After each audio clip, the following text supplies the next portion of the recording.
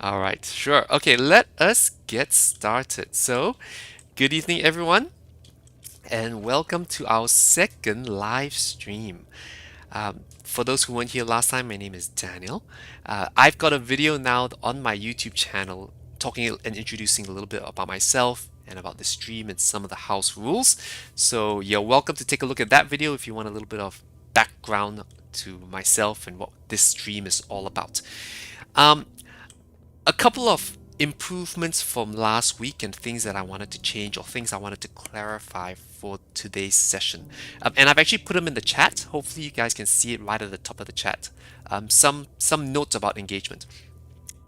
So the first thing I wanted to mention to kick off is that the live chat we have on this stream is not recorded.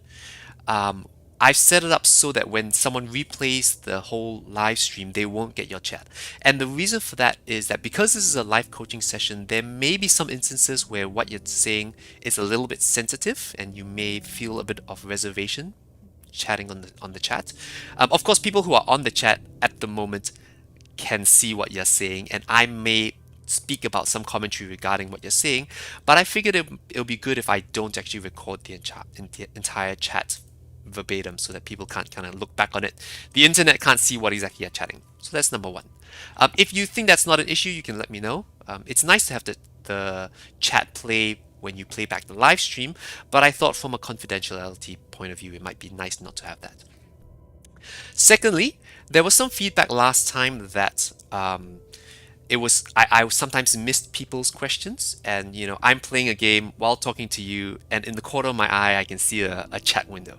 So one suggestion that I'm trying is that if you have a question for me, maybe put three big fat emojis at the start of your question so it pops out at me a little bit, and then ask your question. Also, please feel free to ask me the question again if I've missed it for whatever reason. I just want to make sure that you know that you feel like I'm engaging with you. And the whole point of doing a live stream is so that I can hear from you guys, so that you guys can feel free to ask me questions as and when they pop up. I really want this to be dynamic. I want this to be about you guys. The third point I have on there is that I've added a feedback section inside the chat. And I'll come back to that at the end of today. But if you ever feel like there's some way in which we can improve this live stream, or if you have specific questions that you want to ask of me, or topics that you want me to cover in future live streams, throw it up on there. Again, I've not used the Q&A kind of structure before. I've done a bit of research on it. It looks a little bit cumbersome, but let me know how that goes. Throw something in there if you've got any questions for me that you want me to address in the future, or if you have any feedback for this stream. Is that all good? Give me a thumbs up if that's all good. Just seeing if you guys are paying attention while I figure out what I'm supposed to be doing in this place. Ooh, Ash Twins Projection Stone. What does this do? I've got Earth Thumbs Up by the Platypus. Thanks, Platypus. Oh, where am I? Whoa, this is funky. 1, 2, 3. Oh. I don't know what this means, but okay. Ooh, that was interesting. Alright, so for those who were here last week, there were a couple of pieces of, for lack of a better word, homework that I asked you to do. One of them had to do with the toothbrush. We were talking last week about a whole bunch of things. We were talking about change, we were talking about expectation management, we were talking about having a positive mindset. And actually, before I start on that, did anyone have any questions from last week that you wanted to raise? I should throw it out there. Anything that you want me to clarify, anything that you wanted me to cover over in more detail. I will let you think about that while I read this funky squiggles. Latest shipment. This all should be the last project we need for the Ash Twins. Again with this Ash Twins project. Interesting. Yeah, I'll see if I can find this Ash Twins. Final check. Maybe I should try to find the Ash Twins. It seems to be a recurring theme. No questions from last week. My plan is that I will continue to chop up the lesson from last week and break it down into smaller videos for you and the wider internet to take a look at. And that way, um, it's the idea of it is to be small, digestible nuggets of information and wisdom, hopefully.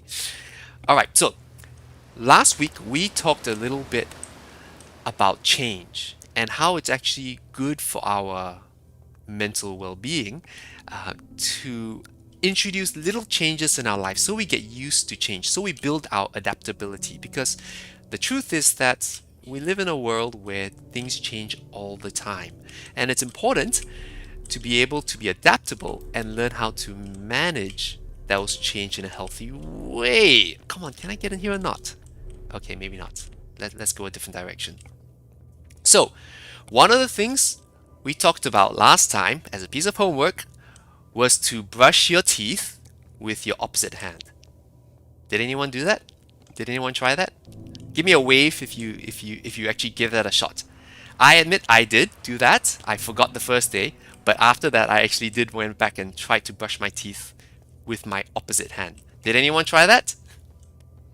Stunned silence. Oh, I got a wave from Angela. Well done, Angela. Top points. You're my star student at the moment. All right, so question, how did that make you feel when you were trying that? Give me some emotion words for those who did try it. How did it make you feel trying to do something that was, something that you do all the time, but perhaps in a different way, with a different hand? I'm underwater. Give me some emotion words. For me, it was awkward. It was cumbersome. Uh, it was a little bit frustrating because brushing my teeth is something that I've done for the vast majority of my life. And here I was trying to do something only slightly different. Instead of my right hand, I was using my left hand to brush my teeth. But I found it was a lot slower. In fact, it was funny because I was brushing my teeth with my left hand, and my left hand was actually getting sore from holding my toothbrush. Thank you, Angela. Irritated and awkward. Those are good emotion words. And yet, as I continued to do it, I only did it this morning as well, it slowly is getting easier. It slowly is getting better. And I'm finding that I can do it more and more with more confidence. And the research says that if you stick with something like this for a period of about a month, eventually it becomes second nature to you. And this is actually a good expectation to have when you're trying something new, when you're trying to establish a new habit, a new healthy habit. You don't expect things to work out straight away. In fact, as we discussed last week, you're expecting things to get worse before they get better. But eventually, things will get better. Using an opposite hand is actually also really powerful and useful for working out different parts of your brain.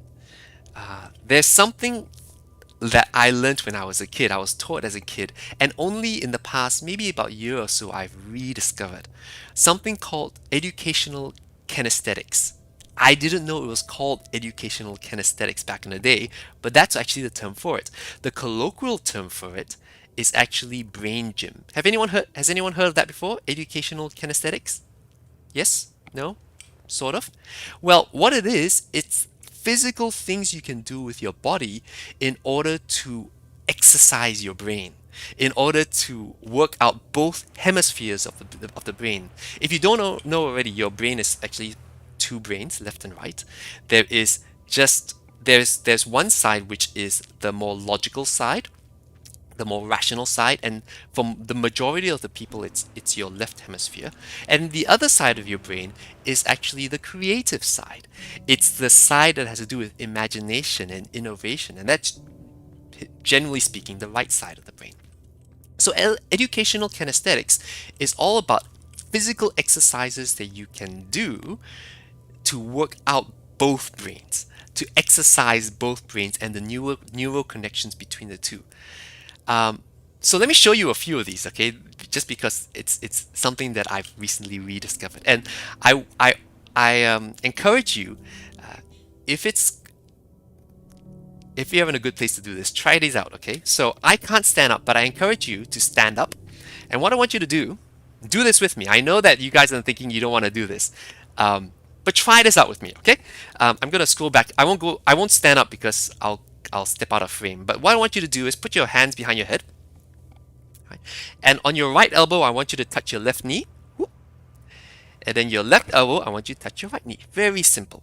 So right to left, left to right, right to left, left to right. This is something that my parents taught me when I was a kid.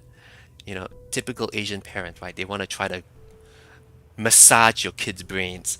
And the idea of this is that you're just doing cross body exercises, you know, cross lateral exercises. What I do with this is that I actually do this in the shower in the morning, especially when I'm feeling really groggy. This actually helps to pretty much warm up your brain, both sides of your brain. And I find that just doing something like that for about a minute while in the shower really helps to exercise your brain. It actually wakes me up really well. I'll share with you three other ones which I discovered since that time. Um, yeah, Nat said it feels like doing standing crunches. It's very aerobic, so it's actually good exercise. I've actually heard of this as an exercise called the steam engines, and they actually encourage you to kind of crunch your core every time you go down as well.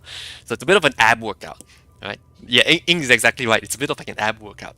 Again, very simple, but it helps to kind of work out your brain a bit. There are three other exercises that I wanted to share with you. The first is, again, really, really simple.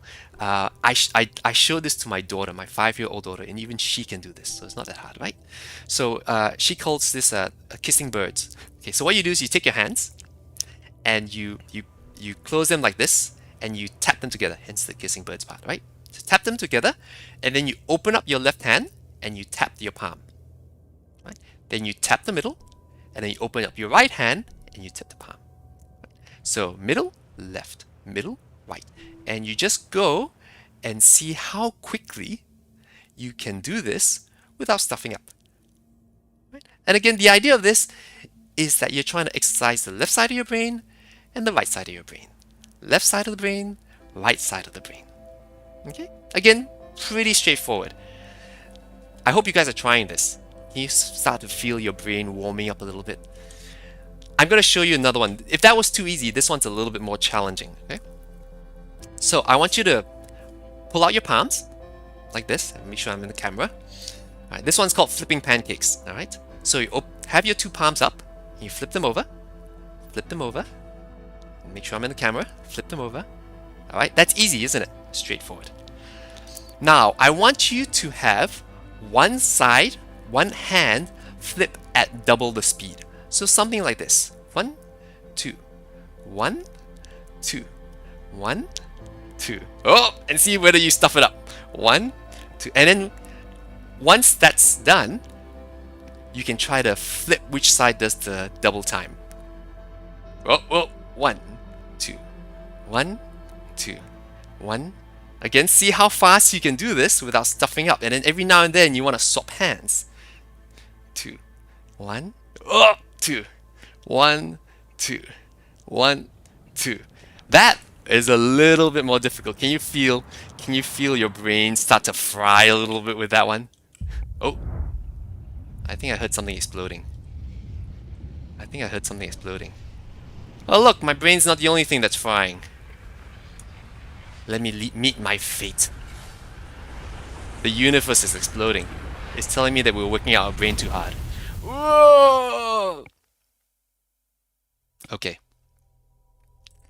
Yeah, if you haven't played this game before, the gimmick of this game is that you've got maybe 20 minutes before your solar system blows up and you go back to where you started.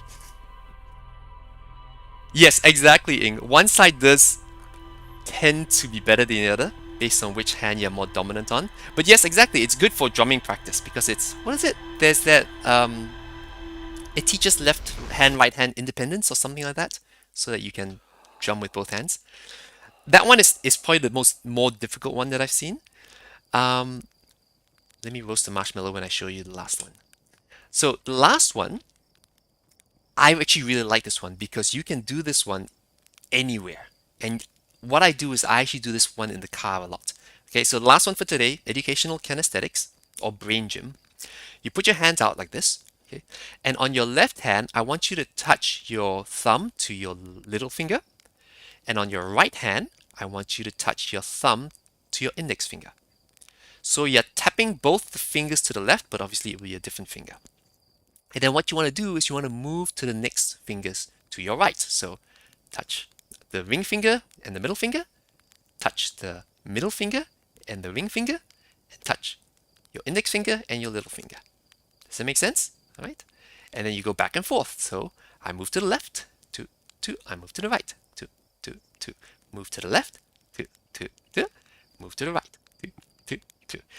And you just see how fast you can go before you stuff up. And I love this one because it's very minimal movement. And what I do is I'm sitting in my car waiting for the traffic light, and I'll have my hands on the steering wheel, very safe, and I'll just do this. It's just a little bit of exercise for your brain. Okay? So hopefully that will help you as well. Ooh, let me roast my marshmallow. Oh no! Oh, I just stuffed that up. Extinguish. I wonder if I eat it, what happens? Oh, nothing. So, educational kinesthetics. If you're interested in it, Google Brain Gym. There's lots of different exercises out there. It's great for kids, but it's also really great for adults. I was talking last week. Sometimes it feels like your brain is getting a bit slow and dull. Or maybe it's just me. Um, Doing simple exercises like these on a regular basis helps to train that neural connection. All right, so that was one of the things that we talked about last week. The other thing that I wanted to throw out there from last week is this idea of motivation. This stream is all about talking about what we can learn from computer games. I'm guessing that most of the people who are tuned in today are gamers or have played computer games, or people who just saw my stream and are curious what it is that I'm doing. Um, I want you to think, what are the games that you like to play? And in what ways do game designers keep you in the game? Right? What are some of the game elements that they employ, some of the strategies they use in order to keep you playing, keep you hooked into the game? Another thing, another way you might want to think about it is, when was the last time you quit a game? You were like, you know what, that's enough. This game is not interesting to me anymore. It's frustrating, whatever it is. You dropped the game. Why did you drop the game? What was it that demotivated you from playing that game? And what can we learn from that as it applies to our own life? How can we take those concepts that are so refined in gaming and apply that in our own personal life and our own personal growth? Let me give you an example. All right, and I do want to throw it out there to the community. I want you to think for yourself. What are the reasons I play certain games? Okay. Um, Let me give you an example of this. So in this game, you start on this starting world. And in this starting world, there are a whole bunch of stations that help you get used to a few of the mechanics of the game.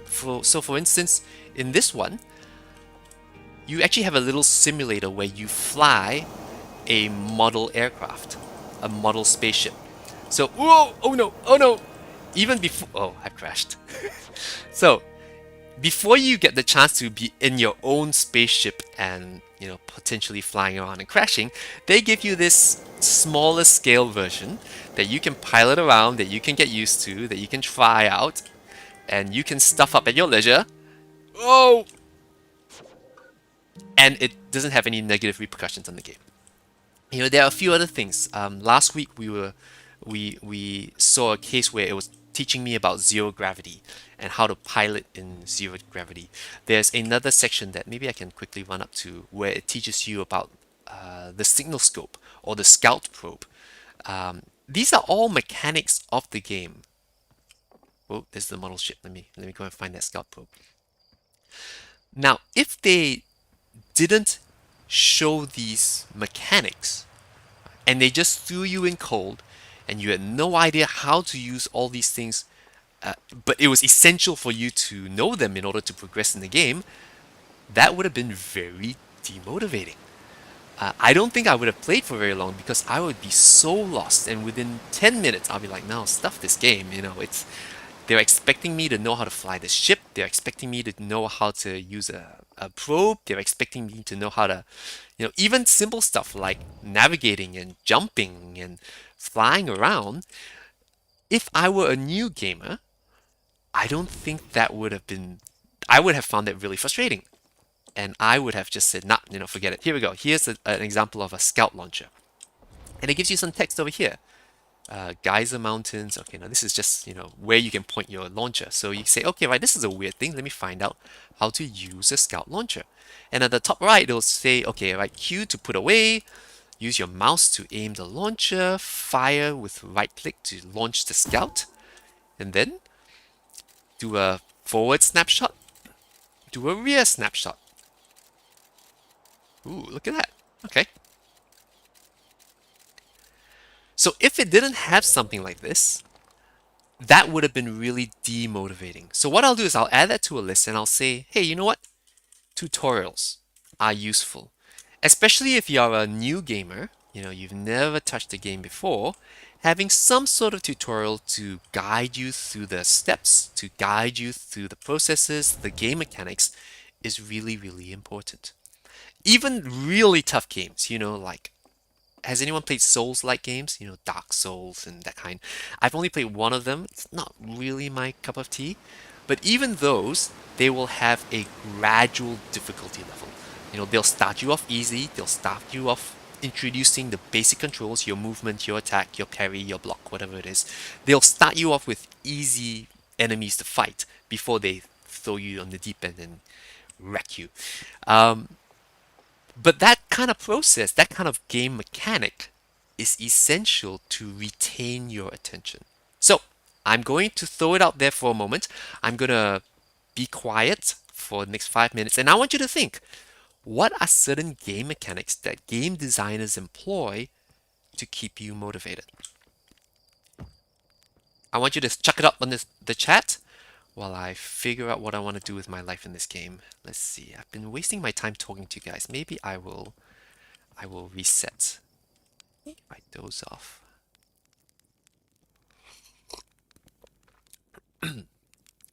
Ooh, I can just lie here and let the world burn. That sounds cool.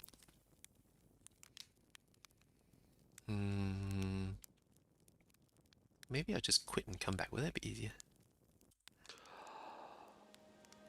Yeah, yeah, yeah. Yes. Okay, I'm gonna go back. I'm seeing a little bit of chatter on the chat, which is fantastic. I want you to keep it coming. Um, yeah, as much as possible, I want everyone to be involved with this. Okay, it's not just me talking. I want you guys to think for yourself. What is it that motivates you? What game mechanics are there that motivate you? Or what game mechanics were lacking and hence demotivated you? Ooh, ship log. Ooh, cool.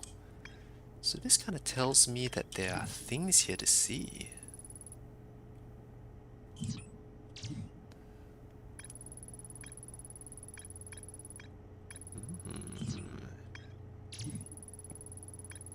Lunar ruins.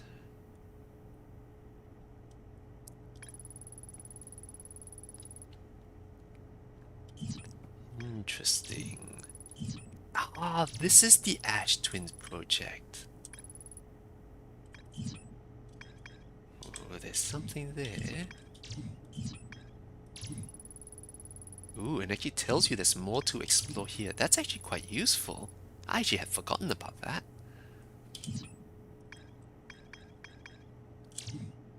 Alright, let's go check into Ash Twins. Let's go check out the Ash Twins.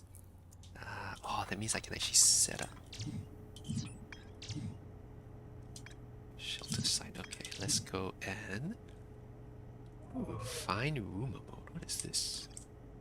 Oh, so this actually connects things I found with other things that I haven't found. That's actually quite interesting. How do I?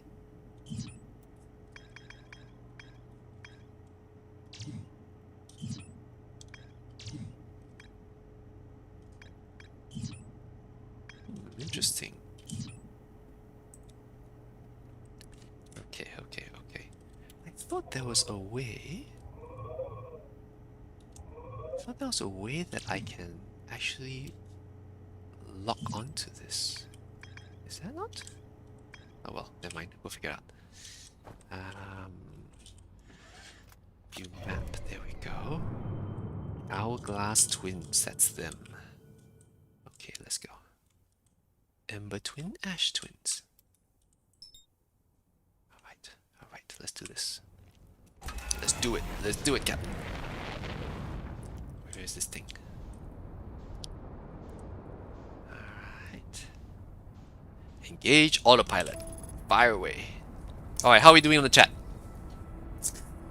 All right. So I see some stuff from Angela, some stuff from Nat, some from Annan. Alright, so there's some really good stuff up there. I will give you a few more minutes. Have a think about it. What else motivates you to keep playing a game? Whoa, what's this? Ouch! Uh, okay. I was trying to get somewhere and then I crashed somewhere else. But hey, since I'm here, let's check it out. What did we learn last time? Make the most of every situation, right? So if I crash somewhere, what? So what of it? Let's just try to see what else we can learn from here. Oh, look, cactus. Oh, okay, alright. So lesson learned, if I touch a cactus, oh, it punctures my suit. I wonder if I get multiple punctures. Oh, ow. Oh, okay. So touching cactus too much causes you to die. Death by cactus being in cactus impalation? Impaled by cactus. Look, it's got a little rewind, a replay of me dying by cactus. Okay, let's take a look at our list so far. Okay, so we've got things like new content, goals and achievements, all right? Quest completion rewards. Let me try to write down some of these, okay? So I've got a very, very technical scratch board here called Microsoft PowerPoint. So I mentioned tutorials. Um, let's try to tabulate some of these. Okay, so new content. So new content. All right. So newness, freshness, trying something new. There has to be variety. There has to be interest. There has to be something that pops up, not just the same old thing. And last week we were talking a little bit about change. Uh, that's why change is important because if you just keep doing the same thing over and over and over again, it gets pretty dreary. It gets pretty boring, and after a while, it gets very tiring and demotivating. Right? So new content, great one. Goals. Now, goals is a big one. I suspect a lot of what we're going to talk about is going to fall under goals, so I'll leave that for now. Okay. Goals, achievements. So recognition of what we've done, something tangible, something measurable that kind of blips in front of us that tells us, you know what, you've done a good job. Right? And recognizing that that has occurred. Great, fantastic. What else we got here? Achievements, quest completion rewards. So quest completion rewards, I would say quests falls under goals, right? And rewards falls under achievements. Similar sort of idea. New mechanics, so different from other games. So again, I will put it under new content. I'll call it variety. So you play different kinds of games, and actually, I'm thinking that next week when I run this, I'm actually going to play another game. I'll show you actually the game that I'm playing right now, and how some of these mechanics actually play out in that game. But yes, variety. I'm especially the type of person that likes to play a whole lot of different games. I play one game for a little while, 2 weeks, 3 weeks, a few months, And then after a while, I'm like, yeah, I'm not that motivated to play anymore, so I'll swap to another game. So I like the variety. What have we got? So new mechanics, progressing in the storyline. Okay, so I'll put that under goals. I'll put that progress in the storyline. And it's important, I think, and I'll touch on this a little bit more later perhaps. It's important to have this feeling that you're achieving something. You know, you have a big picture of goal that you're trying to attain, but there's also little mini goals along the way. And every time you meet those mini goals, you get a little bring, a little congratulations, bonus XP or whatever it is, you get a reward. So it feels good to achieve the goals. Right? And we'll come back to that in a moment. What else we got? Cool skins. I think cool skins will put under new content, all right? Skins. Okay. I think if there are any non-gamers here, they'll look at that and go, "What? What do you mean by skins?" But we all know what we're talking about, right? It's all good. Story lore. Story lore. I don't know if I'll put that on a separate line item. Like content. There's some depth to the content, perhaps. I think that kind of fits under. Other friends playing, all right, there's a social aspect to it as well.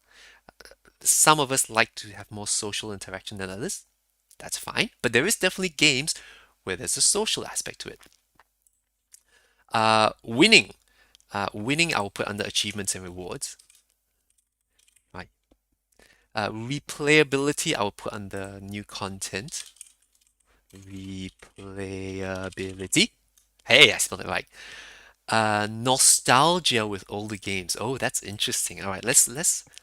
Ooh, see, that's like the opposite of old games. Replayability. I think that's right. I'm gonna put nostalgia down here because that's like the opposite of new content. That's like really old content that's so old it's become new. We'll touch on that a little bit later. Deep gameplay systems.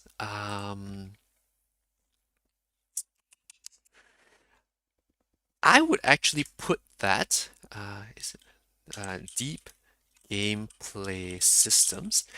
Maybe the way I would word this is make it's challenging. All right, so there are people who like really, really simple things. You know, you click here to mine this thing, and that's it. You know, knock, knock, knock. Hey, I've gotten 5 gold.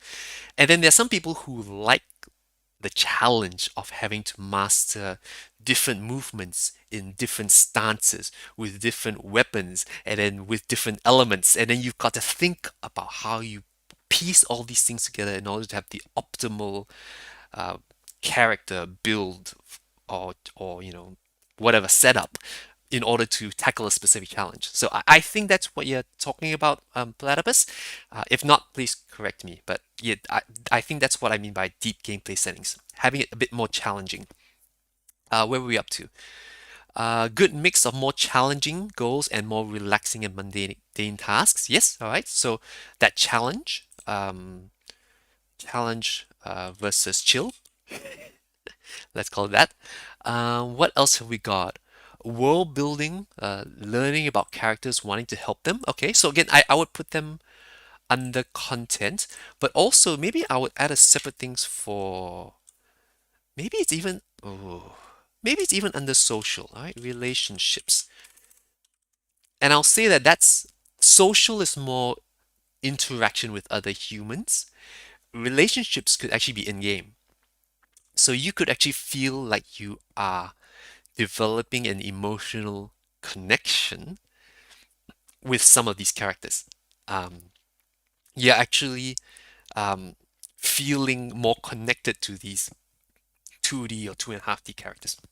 So I'll put it under that, relationships. But that's a great one as well. Challenging goals, world building, wanting to help characters. All right, great. How does that list look? Any more additions? Let me take a look at my list. Um, there was there is one that I've got on my list, but I feel like it's already on here somewhere. Let me think. The one I have on my list, and no one's picked this up, is the name of this channel, which is leveling up. The idea of progression. Maybe it's under goals. Is it under goals? Maybe have a separate one. Uh, Leveling up. All right. The idea that you don't like grinding. Well, grinding is only if it takes a long time. If you have to play a lot of mundane stuff in order to get what you need. And yes, if you play a lot of gachas, which I know that you kind of do, Angela, there will be grinding involved because they're trying to chew up your time because you played too much already. But the idea of leveling up, the idea that you do certain things and there's a very measurable way to indicate progress. I think goals are one thing. Those goals are things that push you forward, that move you in a direction. But leveling is more about there's something that's very measurable, very distinct, that show and demonstrate that you are progressing as a character or as a person, right? Any other things that you want to throw onto there? What else have I got? On this on as well, I would put here self-improvement. It's similar to leveling up, but I'm thinking of more like roguelike games. So games where there isn't a specific level in the game. The thing that you're leveling up is your own ability. So the game doesn't get easier the more you play. You actually get better at playing the game. And that kind of goes to this deep gameplay mechanics and systems as well. But there's an element as well of, hey, there's satisfaction knowing that I've played this game enough that I've actually gotten better at this game. That's an element of that as well. Clear goals, etc., etc., etc. Okay, great. Anything else to add to this list? Now, one thing I want you to realize is that your desire to play a game or to not play a game is fundamentally emotional in nature. I want you to think about that. Right? You don't play a game because you have to or because you ought to. Not very often and not for very long if that's the case. I mean, okay, we go to work because we have to. We need to earn a living, we need to get money, you need to have income, etc., etc., etc. But when it comes to things that are non-essential, and okay, alright, gaming is non-essential, we do it because we want to, not because we have to. So it's important to actually think that gaming or motivation is fundamentally an emotional response. Think about that. You play games because you want to. Wanting to is an emotional response. You stop playing games. Oh, wait, give me a second. Okay, no, I thought I was going to crash into the sun and the moon. You fundamentally stop playing games because you felt like not playing them anymore. In whatever way or for whatever reason, it has frustrated you, irritated you, upset you to the point where you said, you know what? Nah, I'm done. So even in life, ouch. Even in life, you've got to think if you want to get yourself motivated or you want to motivate someone else to do something, you've got to speak in the language of emotions. How do certain things make you feel? People will only do something if they feel like doing something. Ooh, here we go. And same for you. Ultimately, you will only do something if you feel like doing something. That's why things like emotional intelligence is really, really important. In fact, this looks like a terribly desolate, boring planet. If this was your motivation, this desolate, boring, useless planet, you probably won't be doing very much things. However, if you find something that's of interest to you, that excites you, that challenges you, like this other planet that is sucking up all the sand from this planet, Guess what? All those words are emotional words. Interest, curiosity, fear, uncertainty. What happens if I get sucked up by this pillar of sand? Let's find out. Huh. Take me, take me. What happens? Oh, well, okay, all right. Oh, we flipped over. Am I gonna die from fall damage? I don't know. Let's find out. Ooh, ooh. There's somewhere here to go. There's somewhere here to go. I found something. I wonder where this goes. Whoa, interesting. So the sand is actually being transferred from one planet to another planet. Let's find out where all this goes. In fact, ow, to further emphasize the point, um, have you heard of emotional intelligence? Yeah, emotional intelligence. Daniel Goleman was the one who kind of popularized the idea. Um, he actually split emotional intelligence into five domains. Right? The five domains of emotional intelligence are first self-awareness, understanding how you feel and being able to articulate how you feel. Oh, hey, my ship made it here. That's convenient, I suppose. Um, first domain of emotional intelligence is self-awareness, right? Understanding how I feel. The second domain of emotional intelligence is self-management. Ooh, what is that thing?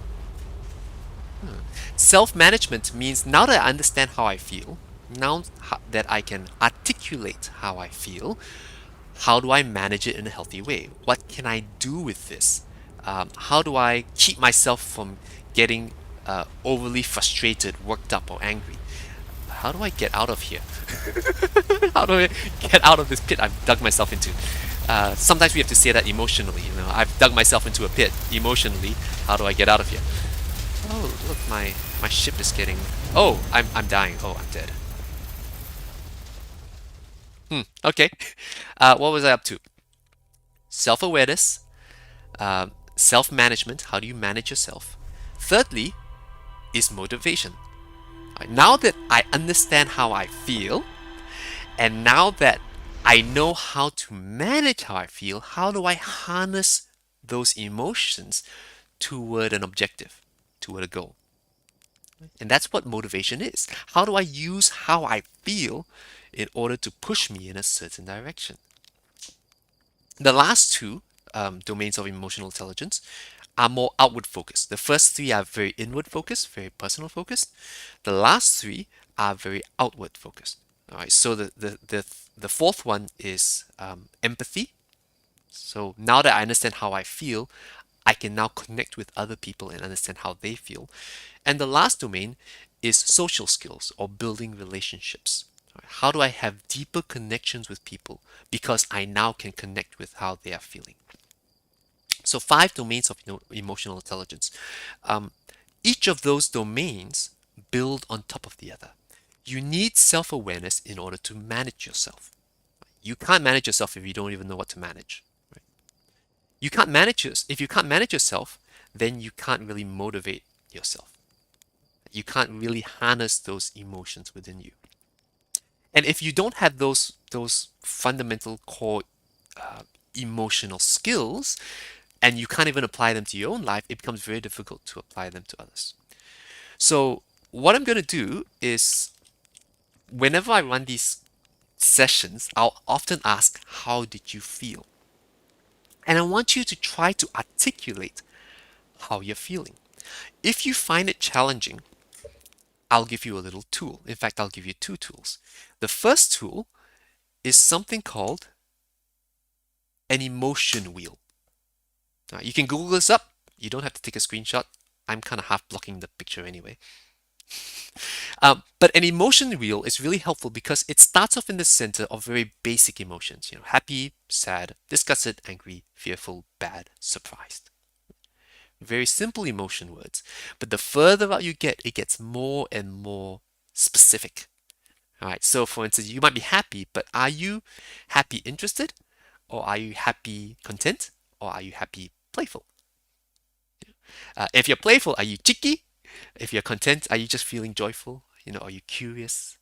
What is the label that you can place on your emotions? I said I will share with you two tools. The second tool is actually an app that you can get. I actually didn't check that this works, but it's an app called Emotionary. Emotionary. So similar to dictionary, but with emotions. And again, essentially, it gives you something similar. Can you see that? Maybe not. Never mind. Go and get it for yourself. It's a free app. All right. It breaks it down into things like happy, sad, joyful, fearful. All right. But when you click on them, it goes a level deeper. If you're sad, do you feel disappointed, kind of sad? Or do you feel embarrassed, kind of sad? And again, you click on that, and it goes even deeper with a little bit of more explanation, a little bit of a definition. So using tools like this will actually help to build your emotional intelligence. It'll lay that foundational groundwork of self awareness. It's only when you start putting labels on how you feel that you can begin to manage how you feel. And if you can't manage how you feel, you are prone to emotional outbursts. You are prone to just straight laziness because you can't be bothered. You are prone to being swept around and swept away by your emotions. Right? So, motivation is fundamentally an emotional state. And if we want to apply some of these principles of motivation in our life, we need to start understanding how we feel. Does it make sense? Hopefully that helps. That's an EQ lesson right there. Let's take a look at our list for a moment. Has anyone thought of anything else to add to the list? I think we've got a pretty comprehensive list. Let me pull it up again. All right. So I started off with tutorials. All right, let's talk to our list for a moment. Tutorials are basically the idea of having goals that are really easy to start with. Let's start with goals then. All right. I'm putting goals up there. All right. And we talked a little bit about goals last time. It's important to have a big picture goal, right? Some big idea of where you're heading. In a game, for instance, in this game, the big picture would be that we have been introduced to this ancient race, I think called the Naomis, right? And they disappeared, and we're trying to figure out why. In addition to this, the big picture goal is that this solar system every 20 minutes is exploding, and we've got to figure out why. Okay? But as it relates to goals, this game is a little bit non-stereotypical. I want you to think in the games that you've played, what are some big picture goals that you get introduced to very early in the game? And if you can think of some, I want you to put it on the chat. Okay, so, for instance, I can think one of my favorite games is a game called Fallout New Vegas. Has anyone played the Fallout series or specifically New Vegas? Literally, in the start of the game, what you find out is that you get shot in the head and left for dead. You get thrown into a dugout pit, a grave, right? And the whole game literally is trying to find the guy who shot you and getting your revenge. That's the big picture goal, right? Um, there are some games which have a very simple big picture goal. In Dota, all right, all these MOBA games, your big picture goal is to kill the other opponent, right? That's your end goal, right? And I want you to think some other games that you like playing. What were the big picture goals? What was the ultimate thing that you needed to do? And usually that thing, especially if it's very story driven, that thing will tend to be introduced early in the game. It may not be introduced in its complete list. Maybe parts of it will be revealed, and then as you progress, more of it will be revealed. But if you can think of, hey, what was the big picture goal in the game that I'm playing? I want you to put it in the chat. And then I'm going to bring it home a little bit more. What is the big picture goal for your life? What is the end goal for your time on Earth? Because let's be frank, I know some of you are pretty young, but your time on this planet is fairly short. What are you going to do with that time? I am going to segue for a moment because I think I actually want to spend time on this one. and I'm gonna find myself a nice campfire and chill for a moment and just talk this through because I feel passionate about this topic. Um, I'm gonna roast the marshmallow while I talk. Having a life purpose, a life goal, a big picture goal is really, really important. Because very often we get thrust into this world. We are told to study certain things. We are told we just need to find a job. We are told that we need to put food on the table. We just grab whatever comes our way, without a sense of direction, without a sense of purpose. And very often people get to the end of their life or to their middle of their life, and they have a bit of a midlife crisis, and they look back on what they've done and go, what have I done with my life? This one precious life that I've been given, what am I doing with it? And am I fulfilling my own personal purpose?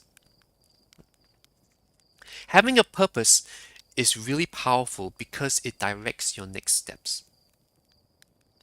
It gives you a sense of where you're heading, of who you are and what you stand for. So there's an exercise that I do with my coaching groups, and I would like to do that with us today. All right. It'll take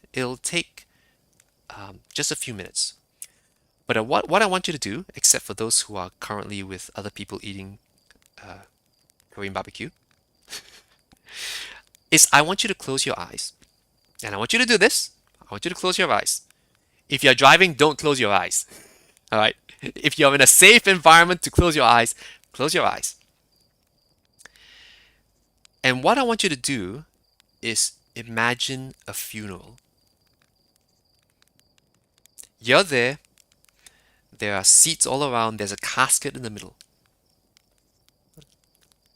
And I want you to visualize this, okay? You walk up to the casket, you take a look inside, and you are in that casket. This is your funeral. This is the day that you died. Now, I want you to keep your eyes closed, but I want you to engage your imagination and all of your senses. What does it look like? What does the setting look like? Is it a church? Is it a community hall? Is it outdoors? Is it a big event? Is it a small event? Is there light streaming in? Is it dark and misty? What does it look like? What does it sound like? What does it smell like? The doors at the back open up and people start streaming into the hall for your funeral. Who is coming in? Who attends your funeral? Is it your friends, your family, your co-workers, your neighbors, your schoolmates? Who shows up to your funeral?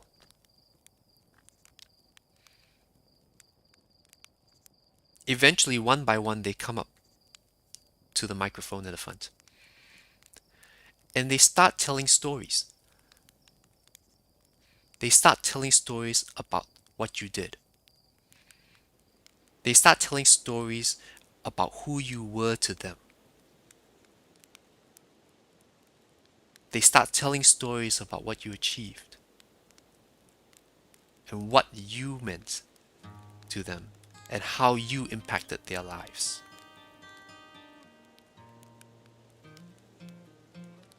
Now, what would you like them to say about you? What would you like them to say?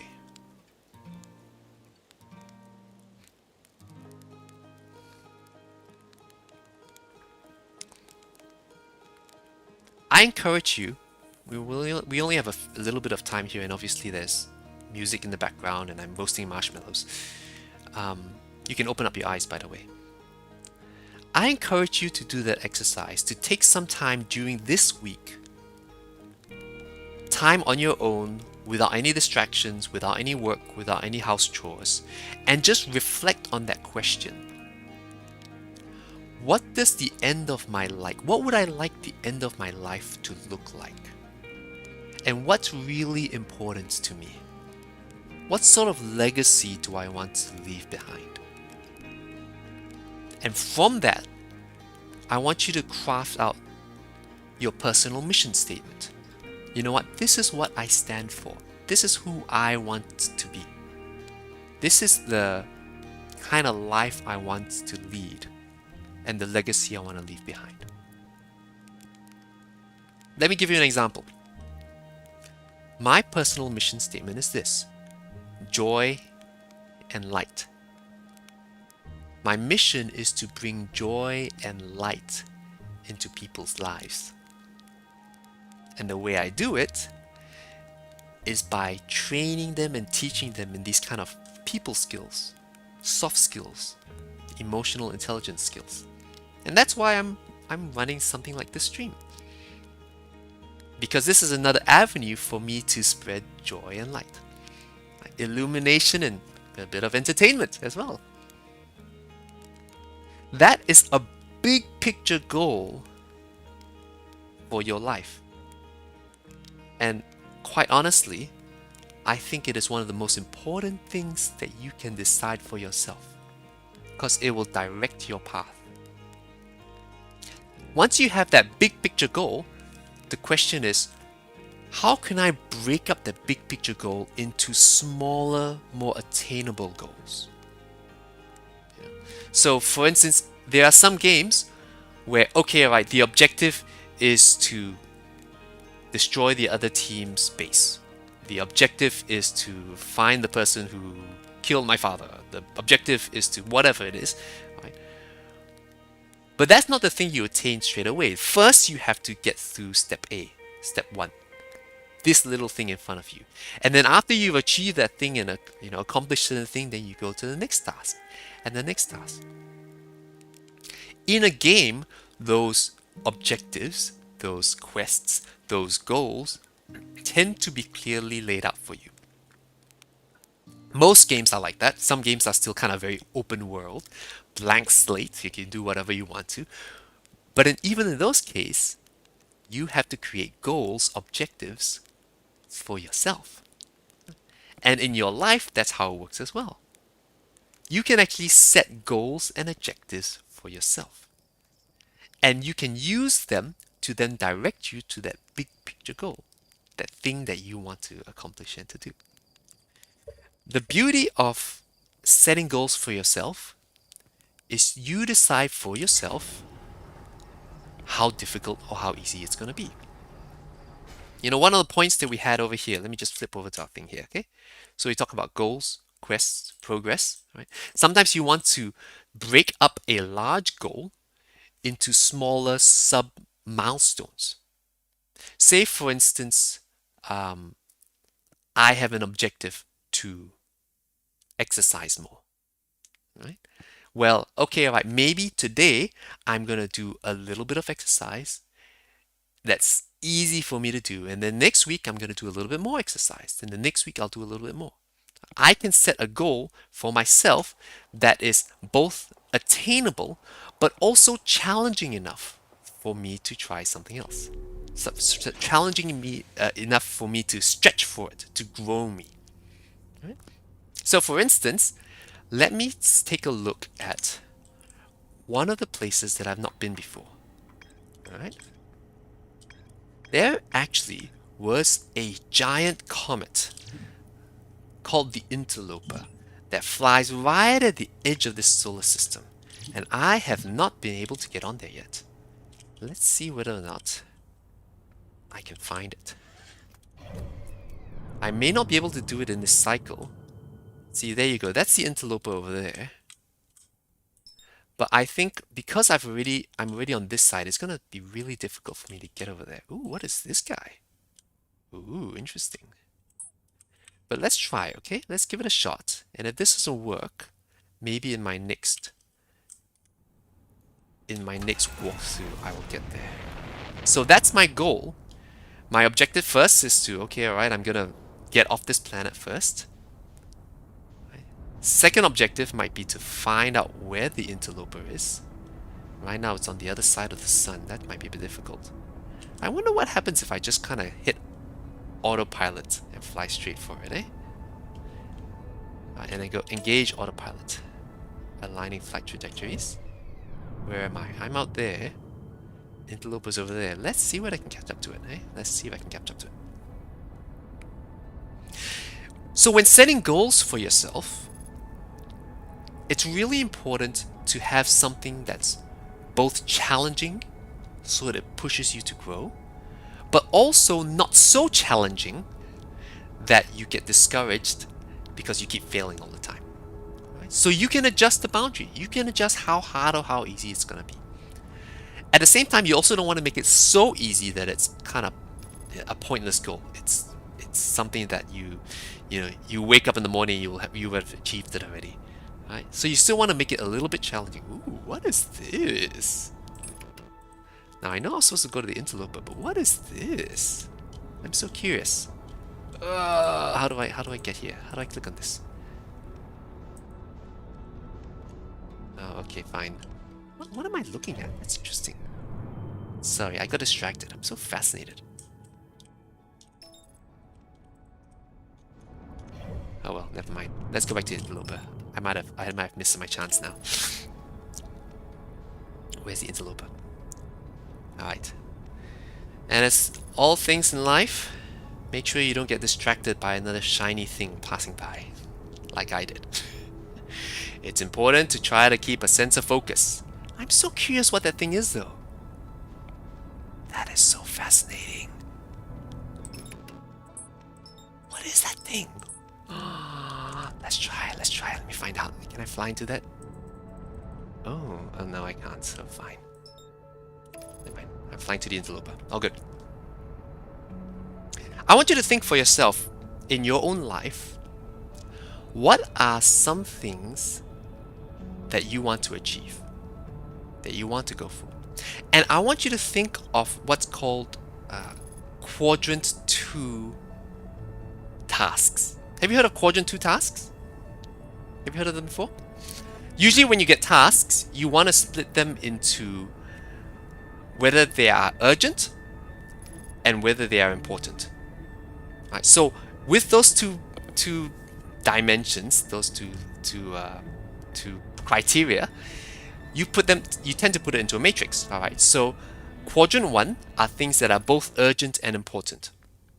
So those are the things that you have to do straight away, and they are really important. Things will turn pear-shaped if you didn't do them.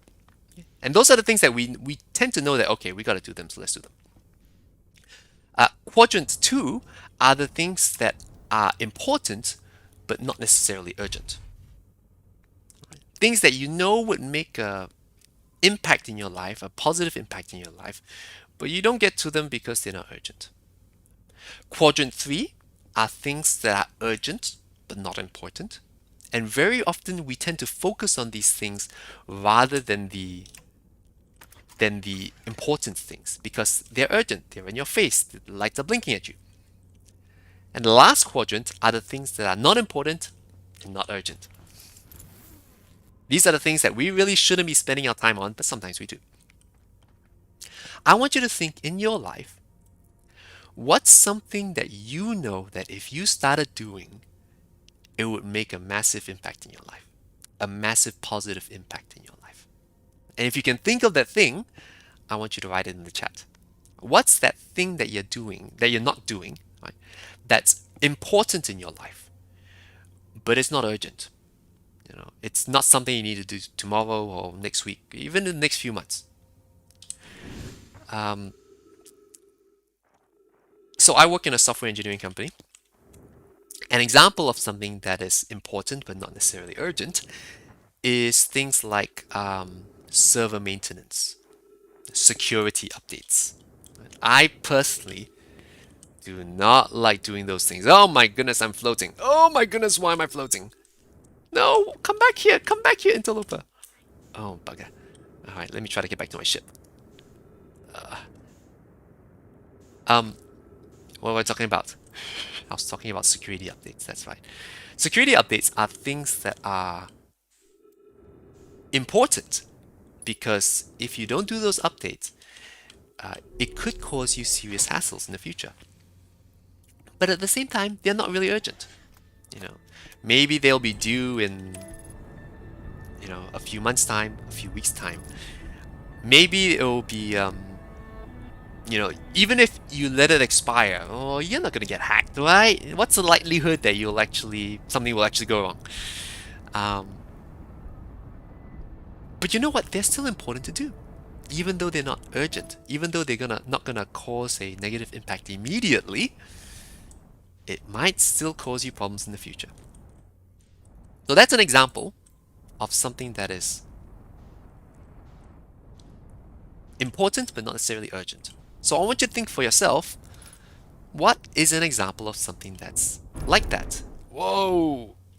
That's important to do, but you haven't been doing it because it's not urgent. Oh, oh. Okay, I'm trying to land on this icicle. Ooh, it's getting closer to the sun, so it's starting to warm up. Oh boy, okay, it's starting to burn up. Oh boy, oh boy. Oh, okay, no, that was my sun going supernova. Alright, so Nat said clean his room. Very honest, Nat, thank you very much. Ing says exercise. Yes, that is on my list as well. Anyone else? I want you to think, what's something that is important for you to do, but you've been putting it off because it's not urgent? Oh, further study. That's a good one, Angela. Yes? But there's a question mark there, so you don't seem very certain. Anyone else? What's something that is important to do that you know will make an impact? A positive impact in your life, but you're just putting it off. Clean your car. Nat, let me tell you, me and my daughter cleaned my car last week or the week before, and within 2 days it got dirty again. So is that really important? Depending on the state of your car, right? Cleaning stuff, yeah. Okay. So let's come up with a plan for these important things, even though they're not urgent. Let's set a milestone or a small goal that you know is achievable. And you know that it's achievable in the next couple of weeks, for instance. It doesn't have to be massive. Even if it's, for instance, in the case of further studies, okay, right, maybe I need to actually do some research about what further studies I should pursue. Maybe when it comes to exercise, all right, I do not exercise very much at all right, but I know that exercise is important. I know that I could keep putting it off, but in the long term, it's not going to serve me well. And that's the thing about these quadrant two tasks. Very often, these are things that have positive long-term benefits, but we're not realizing them because we haven't put in the short-term effort and work. So let me challenge you, and this will be the last challenge we do for the night. It's already 10:15 actually. Time really flies. Wow. Let me challenge you with something. I want you to take one of these long-term quadrant 2 goals, and I want you to set a goal that you can accomplish in the next week.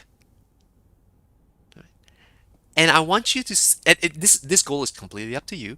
It's something that has to be achievable, something that you can do in this next week that will hit you towards that bigger picture goal, that bigger picture long-term goal. Since we're talking about goal setting, it would be remiss of me not to mention SMART goals. It's a very common acronym, but for those who have not heard of SMART goals, it's really very useful because it helps you to create goals that you can actually achieve and you feel motivated to achieve. All right. So for anyone who's heard of what SMART goals are, I'm gonna ask you, what does it stand for? I'm gonna use my whiteboard here. SMART goals. What does the S stand for? Anyone in the chat? What the SMART goals? What the SMART goals are? Come on, you don't have to go online. Let me know. 5. Oh, very good, Nat. Specific. You want to make sure that your goals are specific. as detailed as possible. You want to say, okay, all right, I don't just want to exercise. When am I going to exercise? How long am I going to exercise? What sort of, do I use weights? Do I say I'm going to exercise for a certain number of reps or a certain number of time? Be as specific as you can be, right? Because that will help with the second one. What's the second? What's the M? M, M, M. I'm going to increase the font. What's the M in SMART goals? Manageable, very close, but not quite. Measurable, measurable. Right? You need to make sure that the goals you set can quantifiably be achieved. So you actually can say, all right, I've achieved this goal by this specific measure. So for instance, in my case, I might say, okay, I want to exercise next week. How much do I want to exercise? Okay, maybe I say I'll exercise, I'll do the 7-minute exercise. Right? That's something that's small that's I can fit into my day. And I want to do it at least 4 days the next week. Right? So that's something that's measurable. Right? Something that I say, okay, I can actually tell without a doubt that I've actually achieved that goal because I have measured that goal. Tell you a story about measurable. So my daughter doesn't drink very much water. Um, we've got a water bottle for her, and very often I'll kind of open up the water bottle for her, point it in her direction, and she'll take a sip of it and then run off. But what I've done in the past is that all I've done is I've started counting when I give her the water bottle. I'll let her drink it and I'll go 1, 2, 3. Now, I haven't actually set a goal for her. In the past, I have said, drink at least to 3. But it's got to the point where all I have to do is start counting, and it becomes a game for her. And she's now challenging herself to see how much she can drink just because I'm measuring her drinking. So, if you have measurable goals, it actually gives you an indication of how well you're doing. Even when it comes to doing weights in the gym, and again, I don't go to the gym very much at all, but there is a motivating factor when you see, you know what, a month ago I was bench pressing this amount, right? And now I'm bench pressing this amount. I wonder how far I can push it. Right? Just the simple fact of being measurable, making your goals measurable, it helps to motivate you. So specific, measurable. A is, anyone have a guess? A.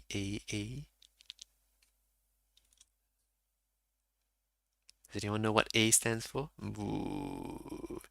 Okay, so A stands for achievable or attainable.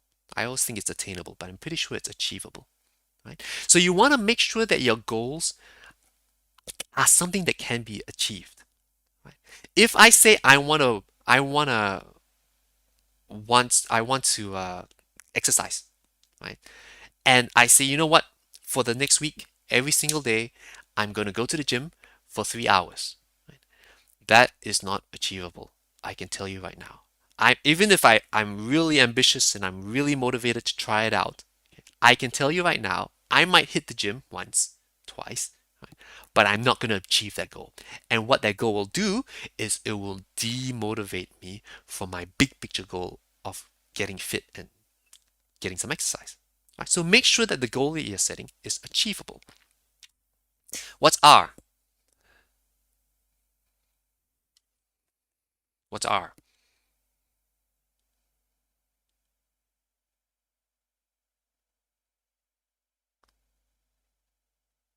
Anyone know?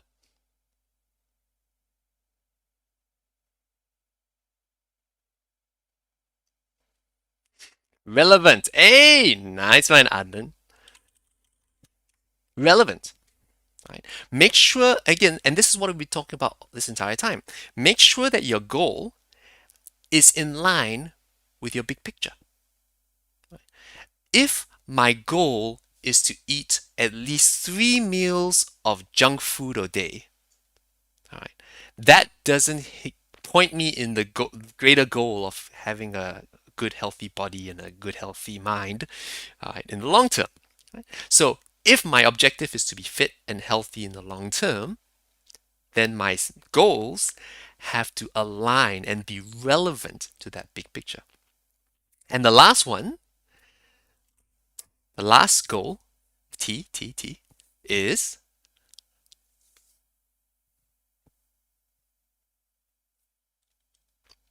what do you think? What's T?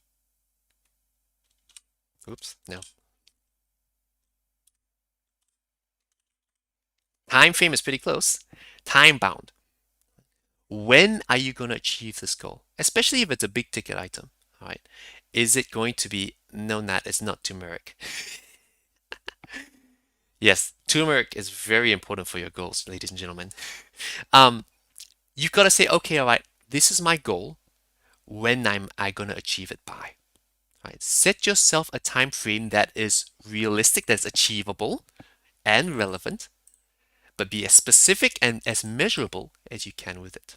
So to close up today, I've asked you all to think of quadrant 2 big picture goals.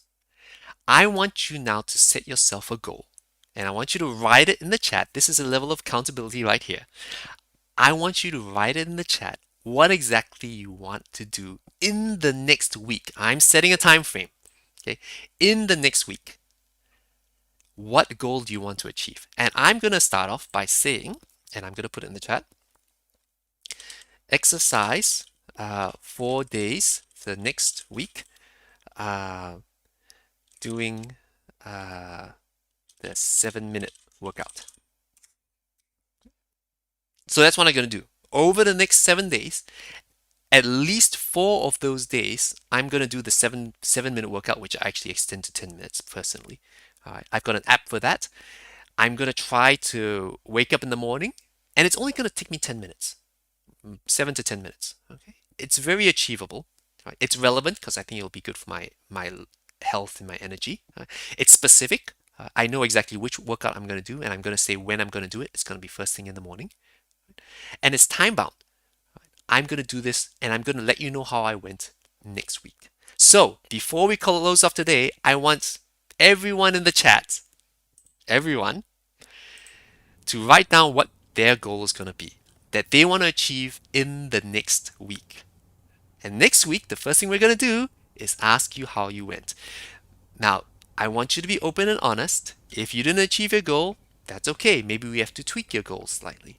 But I want everyone to think right now, what is one goal do you want to achieve in the next week? Something that will actually point you towards that bigger quadrant 2 goal. All right? I'm going to play for a little bit longer, and I'll leave the chat open. Again, like I mentioned earlier on, I'm not going to record this chat. This is just for everyone who's here to hold you to account. All right? All right, I think I'll call it there. Thank you all for joining me to today's session. If you enjoyed today, I encourage you to like and subscribe on the channel. Also, I've got a feedback page on this chat. If you have any pieces of feedback that you have for me, any way in which we can improve this live stream, do let me know. Next week, I'll be running another stream, same time, same place. I might do a slightly different game and talk a little bit more about some of the motivating or demotivating factors in games. And I'll hope to see you there. Enjoy yourself, enjoy your week, remember your goals, and hopefully next week I will have heard that you have achieved your goals. Thank you all very much, and we'll see you next week. Maybe I need to get off this planet. It's starting to explode.